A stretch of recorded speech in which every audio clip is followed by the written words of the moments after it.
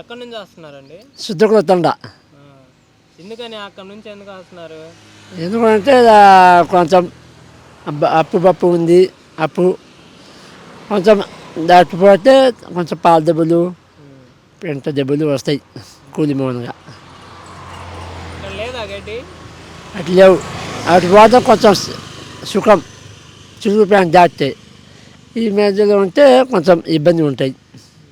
ఇప్పుడు ఎటు వెళ్తున్నారు? తెనాలి అటు రేపల్లి నుంచి పోతాయి. ఎన్ని ఆవులు ఉన్నాయండి మీ దగ్గర? ఉన్నాయి, మొత్తం కూలి ఆవులు ఉన్నాయి. కూలి పూలి ఏం లేవు, ఊరినే రైతులు ఆవులు మొత్తం రైతు ఆవులు. ఎన్ని రోజులు ఉంటారు? అటు ఉంటే 3 నెలలు ఉంటాయి. 3 నెలలు అటు ఉంటాయి. ఈ మన దీనిలో 4 నెలలు 5 నెలలు ఉంటాయి. అక్కడ నుంచి మళ్ళీ ఎప్పుడు వస్తారు? మేము 3 నెలలు అయిపోతాయి.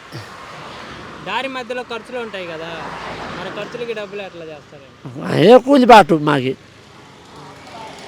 ఇతను అవసరం వస్తే మామూలుగా ఎలా ఇంటి దగ్గర నుంచి కొట్టించుకుంటారా? పాలు వీటిని ఏం చేస్తారు? పాలు ఇప్పుడు కాదు, ఈ నెల ఆగితే కొంచెం తింటాయి, కూలి మూల వస్తాయి డబ్బులు. అంటే ఇప్పుడు మామూలుగా చిన్న దూడలకి ఇస్తుంటారా, అమ్ముతారా పాలు? మేము లేవు దూడలకే.